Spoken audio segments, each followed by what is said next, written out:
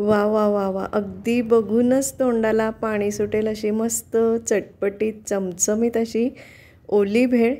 तर आज आपण करणार आहोत ओली भेळ.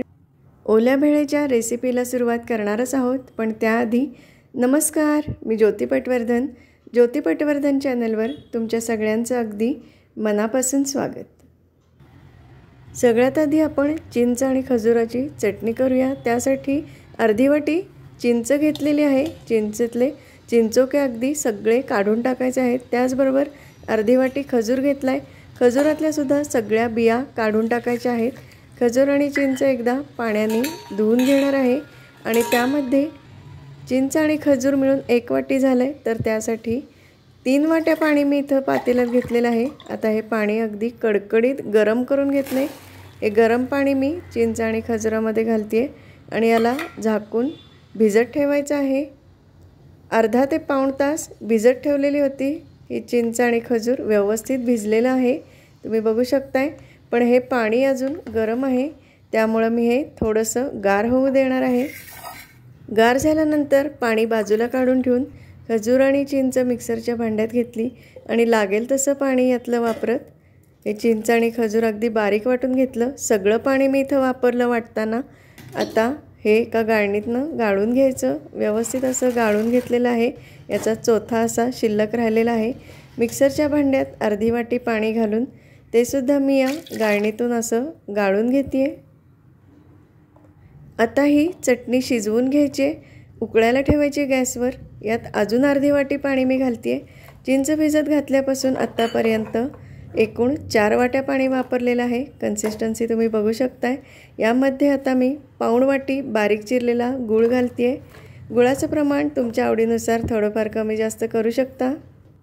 आता यात अर्धा चमचा भाजलेल्या धन्याची पूड, अर्धा चमचा भाजलेल्या जिऱ्याची पूड, अर्धा चमचा चाट मसाला, अर्धा चमचा सैंधव मीठ आणि अर्धा चमचा साधं मीठ घालते आहे. अर्धा चमचा लाल तिखट. आता हे सगळे मसाले तुमच्या आवडीनुसार कमी जास्त करू शकता. 3 चमचे साखर घालते आहे मी. साखरेचं गुळाचं प्रमाण किंवा मसाल्यांचं प्रमाण तुमच्या आवडीनुसार कमी जास्त करू शकता. सैंधव मीठ नको असेल तर सगळं साधं मीठ तुम्ही वापरू शकता. आता आपण हे मीडियम फ्लेमवर उकळून घेतलेलं आहे. गूळ आणि साखर पूर्ण विरघळलेली आहे. आता गॅसची फ्लेम अगदी लो ठेवायची आणि याला शिजवून घ्यायचे.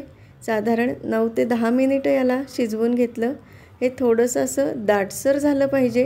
कन्सिस्टन्सी तुम्ही बघू शकताय.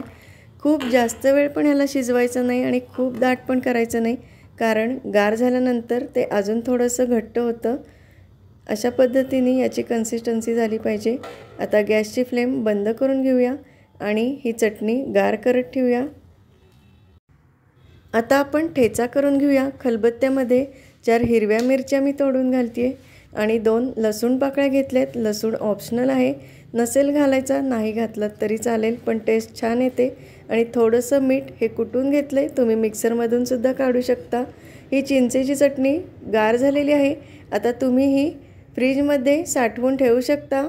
बाटलीत भरून फ्रीजमध्ये ठेवली तर साधारण 1 ते 2 महिने टिकू शकते. एका मोठ्या अशा पातेल्यात मी 3 वाट्या चुरमुरे घेतलेले आहेत. हे चुरमुरे अगदी छान कुरकुरीत आहेत. चुरमुरे जर मऊ पडलेले असतील तर कढईत तुम्ही ते थोडेसे परतून घ्या, गरम करून घ्या आणि गार झाल्यावर ते छान असे कुरकुरीत होतात. भेळेसाठीचे अगदी सेपरेट असे चुरमुरे मिळतात, पण मी इथं माझ्याकडे होते ते भडंगचे चुरमुरे वापरलेले आहेत. हे मी साधे चुरमुरे वापरते आहे. तुमच्याकडे जर भडंग असेल ते वापरलं तरी चालेल. यामध्ये मी आता थोडंसं मीठ घातलं आणि थोडंसं लाल तिखट घातलं आणि जो ठेचा आपण करून ठेवलेला तो घातला. ठेच्याचं प्रमाण तुम्ही तुमच्या आवडीनुसार कमी जास्त करू शकता. भेळ तुम्हाला कितपत तिखट हवी आहे त्या प्रमाणात. आता हे अगदी व्यवस्थित मिक्स करायचं, म्हणजे सगळ्या चुरमुऱ्यांना हा ठेचा आणि तिखट मीठ लागेल. हे बघा, हे व्यवस्थित मिक्स करून झालेलं आहे.